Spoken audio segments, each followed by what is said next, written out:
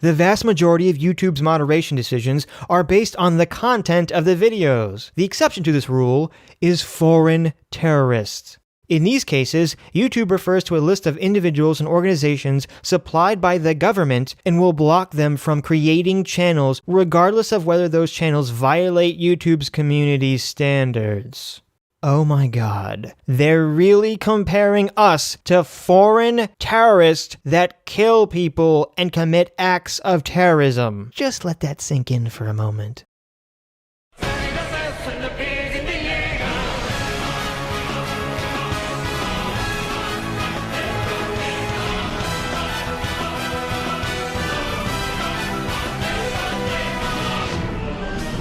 It begins again.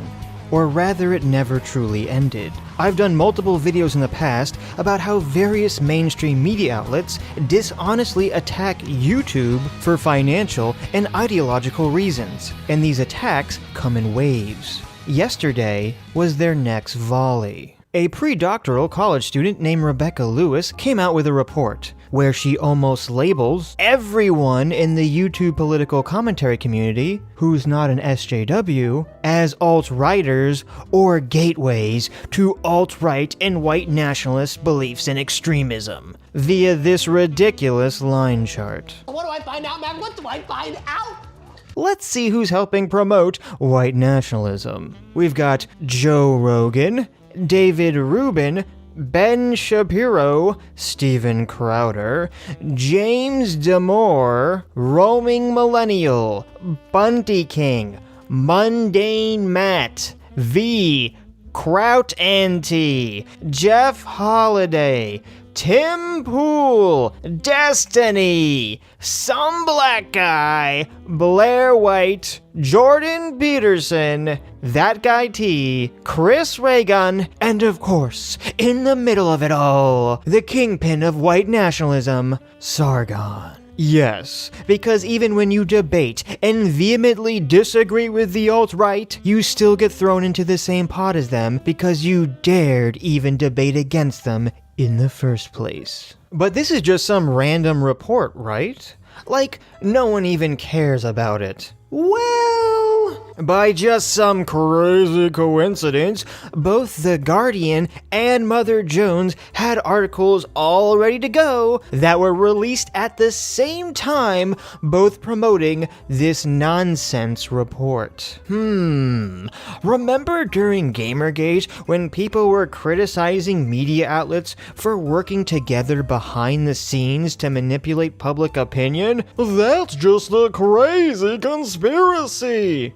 Let me tell you how this game is played. It's the same thing that happened with Jordan Peterson. One article claims he's the belle of the alt-right, and then all these other articles just cite that article as if it proves something. You better believe that any time in the future a mainstream media outlet decides to attack anyone named here, they're going to point to this bogus report as evidence that they're some kind of racist extremist. Especially Sargon, since he's pushing more into the realm of getting active in real-world politics. So don't be surprised if there's a tidal wave of hit pieces all repeating the same nonsense. And it works twofold for the mainstream media. Not only do they get to attack us for wrongthink, but they get to attack YouTube for threatening old media. Let's start with this Guardian article. YouTube's alternative influence network breeds right-wing radicalization, report finds. Yeah, nothing about left-wing radicalization. I guess Antifa and the communist anarchists just get a free ride on this one. Study blames social media sites network of scholars, media pundits, and internet celebrities who unite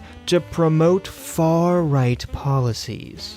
Bum bum bum. YouTube provides a breeding ground for far-right radicalization, where people interested in conservative and libertarian ideas are quickly exposed to white nationalist ones, according to a report from Data and Society. Notice they make it sound all nice and official, even though this report was written by a postdoctoral graduate student. Although YouTube's recommendation algorithms are partly to blame, and if you remember my last video on this topic, attacking the recommended algorithm is one of their favorite things to do, they criticize YouTube for recommending similar content to what you're currently watching. How stupid can they get? The problem is fundamentally linked to the social network of political influencers on the platform, and how, like other YouTube influencers, they invite one another on their shows. The report describes an alternative influence network of about 65 scholars, media pundits, and internet celebrities promoting a range of right-wing political positions from mainstream conservatism to overt white nationalism. Yes, I seem to recall that time that Chris Reagan promoted a range of right-wing political positions from mainstream conservatism to overt white nationalism. Hey everybody, just letting you all know that whatever's happening behind me right now, I fully endorse it. Whatever the hell it is. Fuck. And also, it's completely ridiculous for them to lump in mainstream conservative positions with white nationalism in the first place. They are broadly united by their reactionary position and opposition to feminism, social justice, and left-wing politics, and present themselves as an underdog alternative to the mainstream media. Oh, I see. If you're against any sort of alt-left SJW ideology, you're automatically a right-wing reactionary. Apparently I didn't get the memo. Discussing images of the alt-right, or white supremacism, often conjures a sense of the dark corners of the internet, states the report. In fact, much extremist content is happening front and center, easily accessible on platforms like YouTube, publicly endorsed by well-resourced individuals and interfacing directly with mainstream culture. At the more mainstream end of the network are people such as Ben Shapiro, Jordan Peterson, and Dave Rubin, self-described members of the intellectual dark web. At the other end are white nationalists such as Richard Spencer and Colin Robertson, aka Millennial Woes. Yeah, that's a great idea. Let's put two Jews and a guy who has consistently spoken out against the alt-right on the same continuum as the alt-right. That makes a lot of sense. While the mainstream media members of the group typically don't subscribe to alt-right or white nationalist ideas, oh okay, so then there's no problem, right? They do host those who do under very friendly terms. What? Issue that you're raising that doesn't ideological and based no, it's on not your actually, yes, Sargon. it is, And Richard. because you Listen to what don't I'm saying. understand Rather, argumentation, you I think don't this understand is some what great you're refutation, but saying. it's not. It's I'm a trying to tedious... explain to you Can I what ask you're a saying. question? You don't even understand it. Well, you don't I think, understand your own Sargon, philosophy. you Hang just on, really Richard, need to be Richard. quiet. That's what I call friendly terms. Now see, what they actually mean is, How dare you debate and debunk the alt-right in a civil way, and don't just screech at them like we do. If you want to come out So- aggressive, we can do that. But I was just happy to have a nice, normal conversation. they have these conversations where really openly racist ideas are getting thrown around as if they're perfectly normal, said Lewis. This amplifies these ideas. Of course, because all these debates, it's just accepted that their openly racist ideas are perfectly normal. I guess that's why they're debates. We all know how much Crouten T was, being friendly with the alt-right and supporting their causes. Yeah, we all know that's what was going on with his videos, where he was specifically debunking race realism, which is exactly what they're complaining about in this fucking article. She cites the example of David Rubin hosting Canadian right-wing influencer Stefan Molyneux, who openly promotes scientific racism and advocates for the men's rights movement. Yeah, because comparing white nationalism and scientific racism to the men's rights movement is a fair thing to do. And for the rest of this next part, they just complain about David Rubin not pushing back against Stefan Molyneux, which, that's like David Rubin's thing. Whether you agree or disagree with that approach, that's what he's known for doing. To pretend like he represents Joe Rogan or any of the other non-alt-righters here is completely absurd and entirely dishonest. Members of the network frequently use a live debate format with multiple speakers arguing for hours on topics such as race, immigration, and feminism. This format is particularly challenging to moderate, relying on viewers reporting objectionable content during the live stream. I don't know what they mean by this, other than I guess they want people to report to YouTube other people's opinions they disagree with when someone is debating against them. One of the challenges for YouTube is how careful the more extreme members of the networks are to avoid breaking the platform's community guidelines. Even the most open white nationalists know how to stay just within the terms of service. You almost never hear them using racial slurs. They couch their language in a way that obscures its violent overtones. You see, there's this crazy thing, Lewis, that even racists are allowed to speak their opinions because that's how free speech works. Oh wait, this is an article in The Guardian.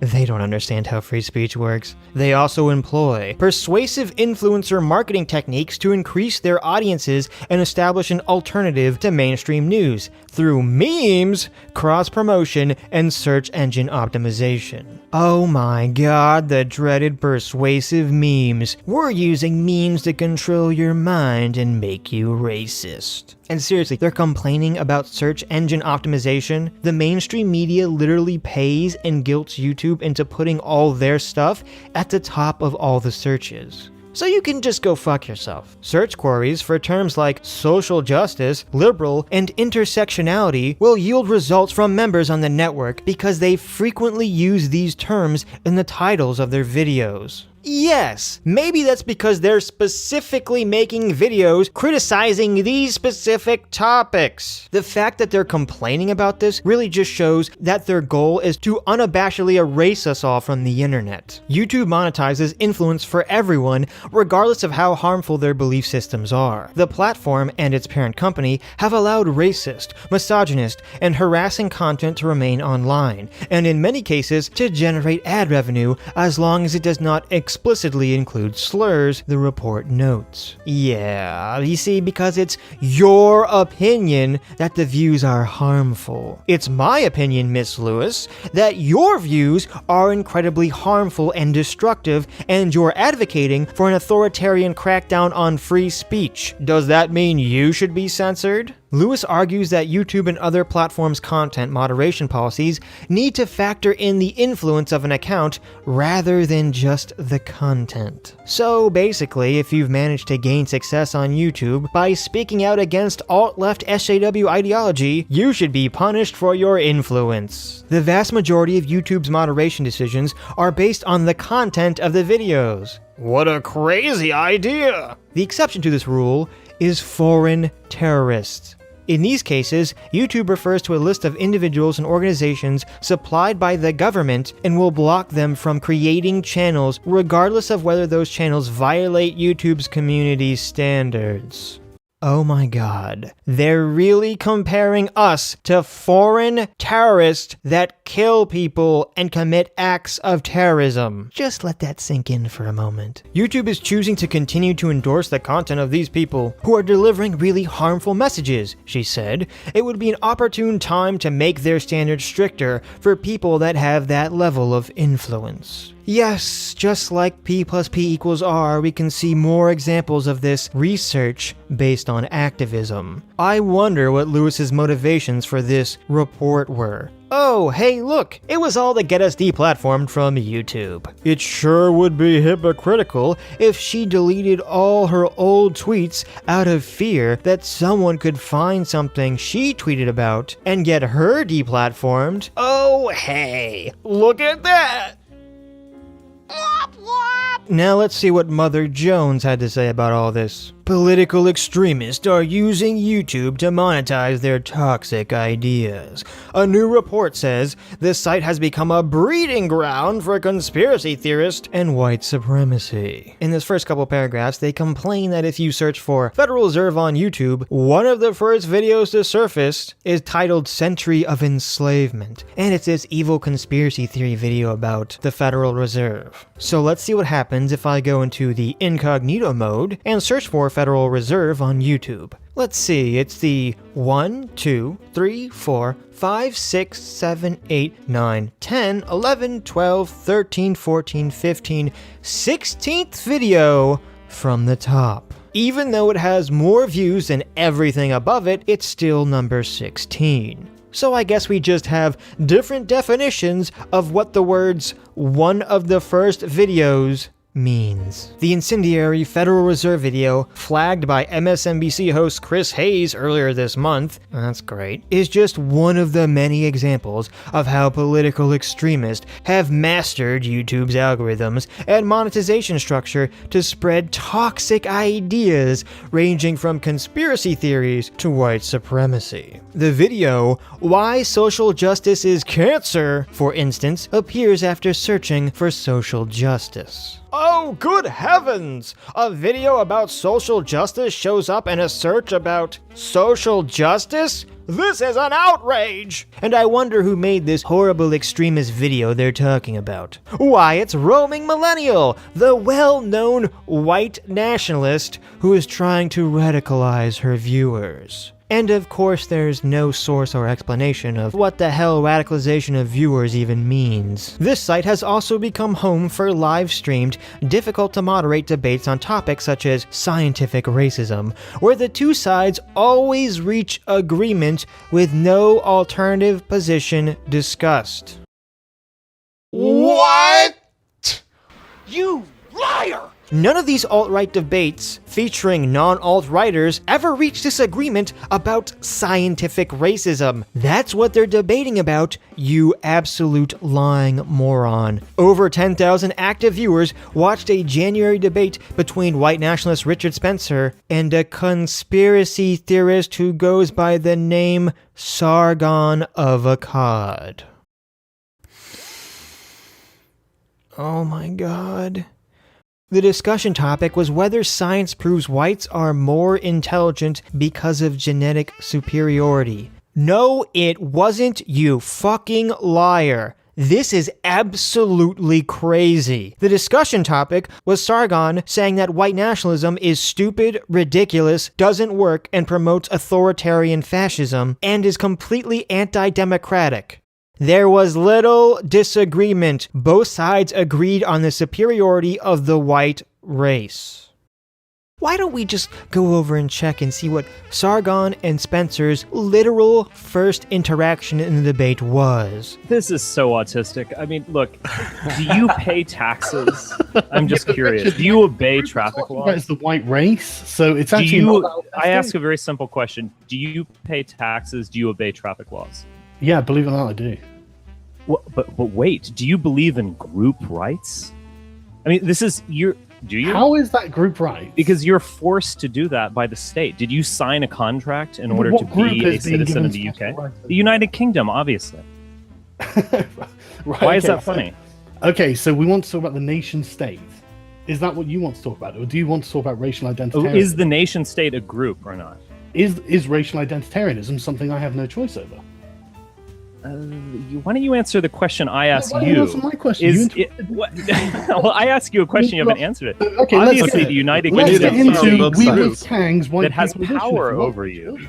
I'll tone down the animosity. And we can see how there was little disagreement on the issues. Sargon, you should really sue Mother Jones for libel. This is completely insane.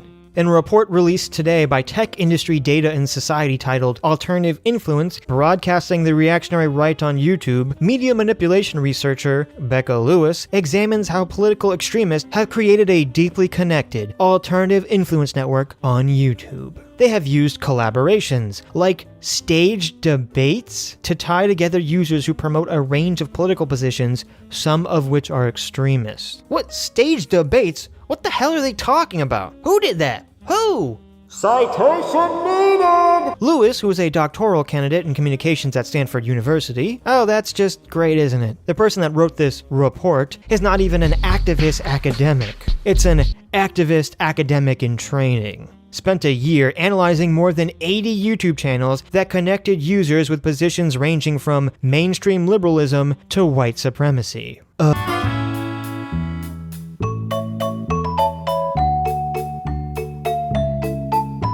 Second, mainstream liberalism to white supremacy. So that basically encompasses everything but communist and the far, far left. Is that why you're upset, Riley? Feeling left out? So-called dark web intellectuals, like anti-feminist psychology professor Jordan Peterson, have connected with more radical ideologues like white nationalist Richard Spencer to broadcast what Lewis describes as extremely harmful, in many cases, racist and sexist content. Whoa, whoa, whoa, whoa, whoa! Whoa! Whoa! Whoa! When has Jordan Peterson ever connected with Richard Spencer? Now Jordan Peterson can sue Mother Jones for libel too! Content creators adopt the position of being marginalized cultural underdogs while reaching an audience of millions. I mean, you're kind of proving that we all are cultural underdogs when you can write an article for a mainstream outlet that tells flat-out lies about us. By appearing on each other's channels and collaborating on staged debates, these alternative content creators have created an intricate network that makes political extremism easily accessible on YouTube. This is just so foul and disgusting. This turns the SJW idea that you can't debate people you disagree with up to a whole new level. Mother Jones spoke to Lewis about her report. YouTube is also one of the only platforms that offers financial incentives to creators through its partner program, which allows them to make money off of ads on their videos. Can you explain how this incentivizes more extreme behavior? One of the troubling implications of the report is that these issues can't be fixed with a simple tweak here or there because they are built into the monetization structure of YouTube. One thing that makes YouTube so appealing to influencers and viewers alike is the fact that viewers can interact directly with people making content and have a more intimate relationship than viewers or readers have with mainstream news outlets. Oh, how very clever, Lewis. Play directly to what the mainstream media wants to hear. At the same time, an influencer who is making content, in most cases, is also trying to make money off of it. So when they have viewers who are telling them to keep making more and more extremist content, they have a direct financial incentive to do so. It speaks to the larger culture of metrics in newsrooms and the emergence of clickbait, but it's particularly pronounced in a very specific way on YouTube. And I think you see people going down these ideological paths they might not otherwise because they're financially incentivized to do so. Yes, let's just wave away the mainstream media, which never ever relies on clickbait or getting tons and tons of money dividing the country politically. Nope, the mainstream media never does that. No, the real problem is YouTube, yeah. Yeah, that's the ticket. Yeah. One way these posters define themselves is by saying they are underdogs who are being attacked by mainstream society. Oh, as you're literally doing in this very article, do you have any thoughts on how to deplatform or demonetize these creators if they just turn around and point to those efforts as examples of the very discrimination they can use to bolster their claims? They're not even hiding this under a pretense anymore. It's just disgusting. That's a fundamental question that has been plaguing academics and tech firms alike. My interpretation is that the framing of social underdog paranoia thrives when content moderation and platforming happens inconsistently and without a clear explanation. And the fact is that if extremists were being consistently deplatformed, they wouldn't be able to make content about it. If only we just instantly deplatformed everyone I think's an extremist, then they couldn't complain about it. Holy shit. And considering she puts people arguing against the alt-right in the same group as the alt-right, yeah, Lewis. See, the thing is, you're an authoritarian psychopath, and if you had the power, you'd be a dictator. So how about we just not take advice from, little Stalins? Fact. Mother Jones was founded as a nonprofit in 1976 because we knew corporations and the wealthy wouldn't fund the type of hard-hitting journalism we set out to do. Yeah, this is real hard-hitting journalism here. Today, reader support makes up 2/3 of our budget, allows us to dig deep on stories that matter, and lets us keep our reporting free for everyone. If you value what you get from Mother Jones, cause I know I sure don't, please join us with a tax-deductible donation so we can keep on doing the type of journalism that 2018 demands.